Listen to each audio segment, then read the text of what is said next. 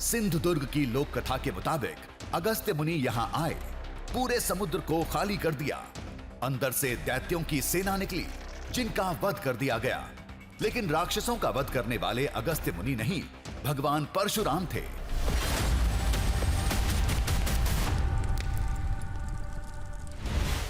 वैसे भी कोंकण से जुड़ी पौराणिक कथा यही कहती है कि इसे भगवान परशुराम ने बसाया था।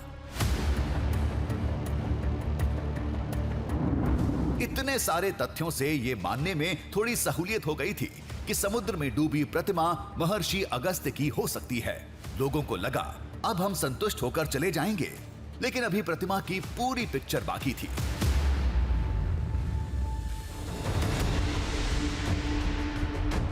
अगस्त्य ऋषि ने समुद्र में साधना क्यों की थी? वो मूर्ति गहरे समुद्र में क्या कर रही थी? उसे किसने बनवाया होगा और क्यों? इन सवालों के जवाब जाने बगैर हम कहां मानने वाले थे। तब लोगों ने हमें यहां भेजा, इलाके के इस प्राचीन मंदिर में, जहां के महंत जी से हमारी मुलाकात हुई। इनके पास कोंकण इलाके से जुड़े कई ग्रंथ और पांडुलिपियां मौजूद थीं। सारे इनकी जबान पर रटे पड़े थे। हमने अभी तक जितनी कहानी सुनी थी, सबसे पहले उसे पक्का किया। और ये सब पूरा स्थान परशुराम ने ब्राह्मण के लिए बसाया है। ये जो सागर है, वो सागर को पीछे हटाया है और ये भूमि दान या परशुराम ने ये सब के लिए वस के बिठा के और सबके लिए ये प्रदान किया है।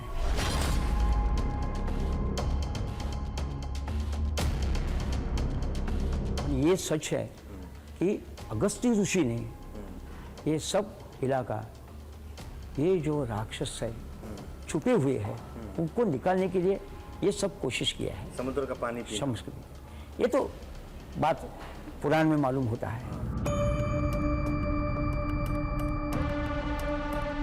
इनके साथ घंटों बात हुई।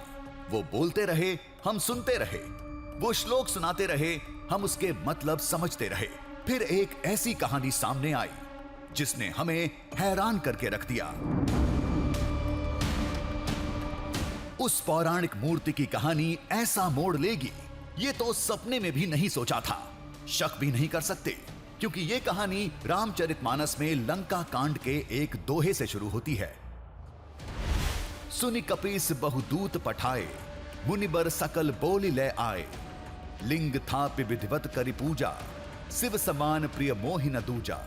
जब श्री राम ने सेतु बनाने से पहले शिवलिंग स्थापित करने की मंशा जताई थी, तब वानर राज सुग्रीव ने दूत भेज कई ऋषि मुनियों को बुलाया था, जिनकी मदद से श्री राम ने शिवलिंग की स्थापना की।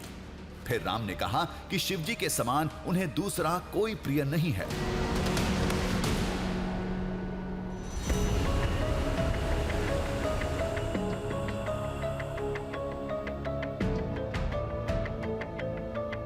जहां श्री राम ने शिवलिंग स्थापित किया था, उसे पूरी दुनिया आज रामेश्वरम धाम के नाम से जानती है। महंत जी के मुताबिक श्री राम के लिए शिवलिंग स्थापित करने सुग्रीव जिन ऋषियों को रामेश्वरम ले गए थे, उनमें सबसे अहम थे अगस्त्य मुनि।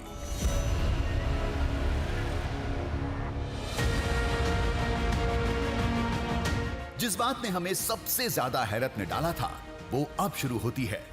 शिवलिंग की स्थापना के बाद श्री राम वानर सेना के साथ लंका चले गए और अगस्त्य ऋषि यहाँ कोंकण इलाके में आ गए। उन्हें श्री राम की लंका विजय के लिए एक विशेष साधना करनी थी। दावे के मुताबिक अगस्त्य संहिता और अगस्त्य व्याकरण में इसका जिक्र मिलता है। अगस्त्य व्याकरण में अगस्त्य ऋषि ने ये सब लिखा है, खुद लिखा है। खुद लिखा है। और जब ये समुद्र में जो राक्षस छुपे हुए थे, उसको सब निकालने के लिए खुद अगस्त्य ऋषि ने समुद्र का पानी पिया है। अच्छा, वो समुद्र का पानी यहाँ का पिया है, ऐसा मैंने सुना है कोंकण का। और सब जब राक्षस सब बाहर आ गए, वो दैत्य का सब विनाश किया। वो खाली एक प्रभु रामचंद्र के विजय के लिए, ऐसा मैंने सुना है कि बाद में ये सब पूरा पानी पीने के बाद जो सब भूमि यहाँ थी, वहाँ नगर बसाया है। तो इसका उद्देश्य पूजन पाठ हवन क्या था? नहीं, इसका पूरा उद्देश्य यही था कि प्रभु रामचंद्र का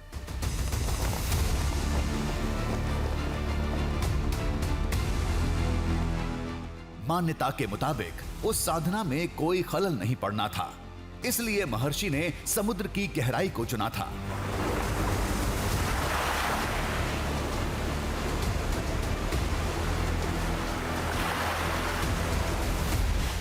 पहले उन्होंने समुद्र का पानी पीकर उसका एक हिस्सा खाली किया। उसके अंदर मौजूद दैत्यों को भगवान परशुराम की मदद से अंजाम तक पहुंचाया। फिर समंदर के अंदर एक नगर बसाकर लंका युद्ध खत्म होने तक साधना करते रहे। नगर में दैत्य लौटकर नहीं आए। इसके लिए परशुराम जी ने अगस्त्य ऋषि की एक मूर्ति मुख्य द्वार पर स्थापित कर दी थी।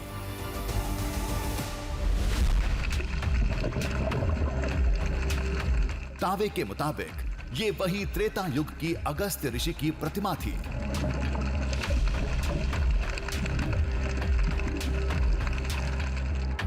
इस कहानी का अहम हिस्सा भी बाकी था। मंदिर के महंत और स्थानीय लोगों के मुताबिक लंका विजय के बाद श्री राम जब अयोध्या लौटे तब उन्हें इस साधना के बारे में पता चला, तो महर्षि से मिलने यहाँ कोंकण के इस तट पर आए थे।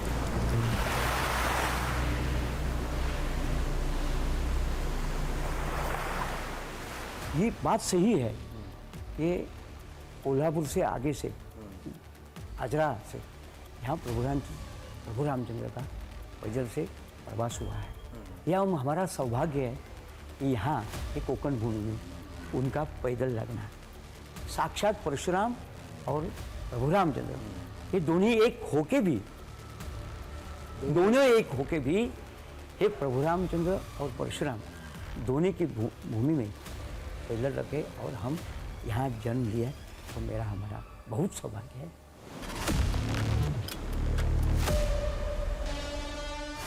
अब तो किसी कहानी को खारिज करना नामुमकिन था। पुराणों, ग्रंथों और ऐतिहासिक दस्तावेजों में लिखी बातों पर कोई तकरार नहीं हो सकती, लेकिन कुछ पहेली अब भी अनसुलझी थी।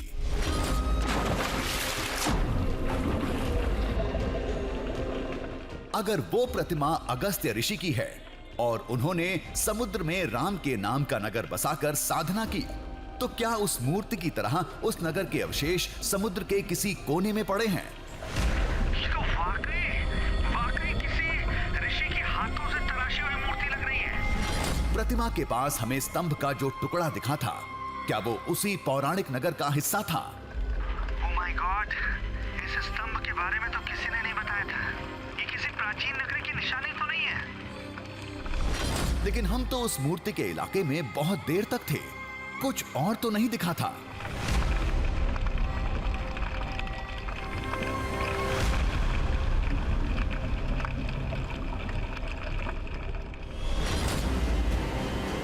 क्या हमें समुद्र के अंदर फिर जाना चाहिए? क्या हमें उस पौराणिक नगरी के अवशेष मिलेंगे? अगर द्वारका मिल सकती है तो ऐसे पुराण के जो कोई अवशेष है वो किधर भी मिल सकते हैं ना। लेकिन मानते हैं हम लोग, समुद्र के नीचे एक शहर बसा हुआ है, वो आज भी वहाँ पे तपस्या कर रहे हैं। अगर ये सब सच है तो ये हो सकता है ना, क्यों नहीं हो सकता है? मतलब यहाँ नगरी होगी, हो सकता है।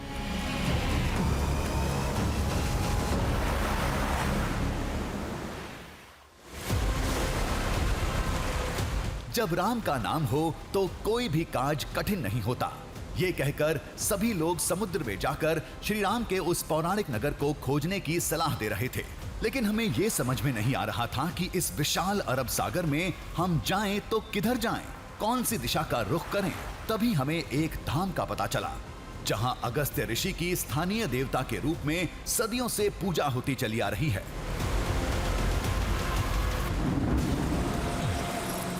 जो हमारा जो प्रोटेक्टर रहते हैं, हमारे देवता, वो भी यहाँ मौजूद। इधर से 2 किलोमीटर में हमारा मंदिर है उस देवता का। उस देवता की ये कि इधर हम पत्ती भी नहीं तोड़ सकते, मतलब ऐसा रहता है, इसलिए ये हरा भरा रखा है उस देवता ने।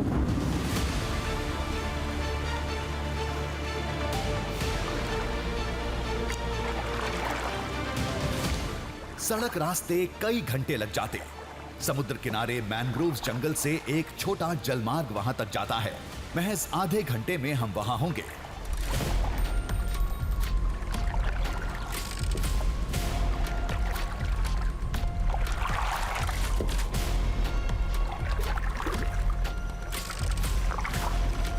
हम जिस जगह पर पहुंच रहे हैं मैंग्रोव्स के ये जंगल हैं। आप देख सकते हैं कि यहाँ आपको कुछ भी नज़र नहीं आ रहा है, लेकिन हमारा अगला ठिकाना इन्हीं जंगलों से होकर गुजरने वाला है।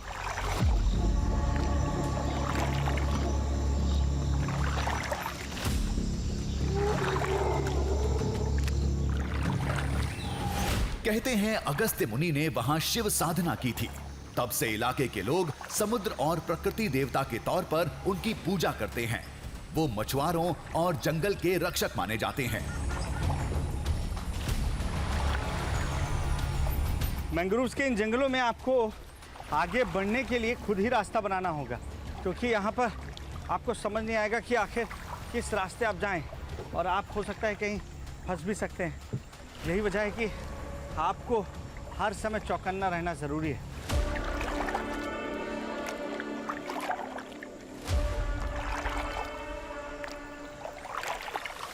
उस डूंगोबा मंदिर जाने के दो मकसद थे। पहला, श्री राम की समुद्र नगरी का नया सुराग खोजना।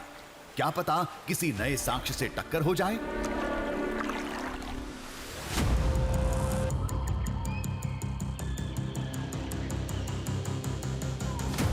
दूसरा मकसद था इस इलाके की परंपरा को निभाना। समुद्र में उतरने से पहले मछुआरे बाबा के दर्शन करते हैं। एक बड़े मकसद के साथ हमें भी समुद्री यात्रा पर निकलना था।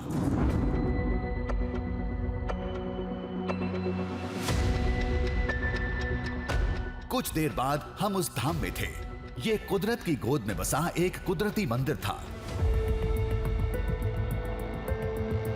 और ये जो घंटियां आप देख रहे हैं, ये घंटियां दरअसल किसी लकड़ी पर बनाकर नहीं, बल्कि पेड़ों की जड़ों को यहाँ पर सुनियोजित कर कर उस पर लटकाई गई हैं।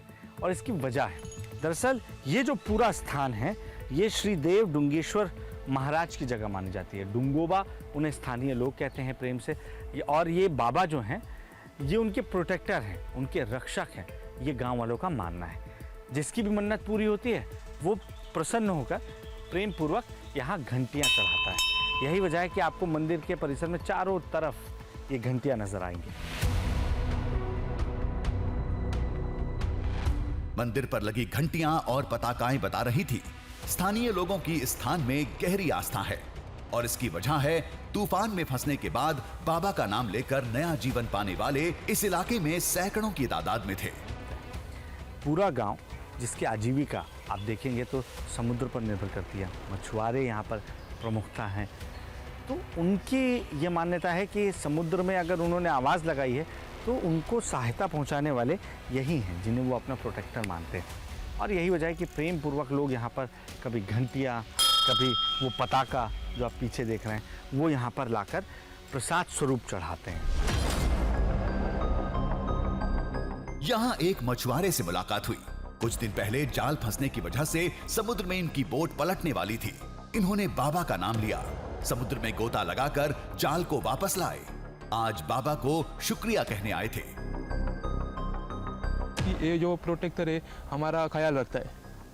तो मैं अभी हम समंदर में जाता है, हमको कोई भी मुसीबत आता है तो हम मतलब उसका नाम पुकारता है, डुंगोबा पुकारता है। तो उसके मन्नत में हम उसको कुछ घंटा या वो जो पताका रहता है वो देते हैं। तो हमको मतलब बचाता है।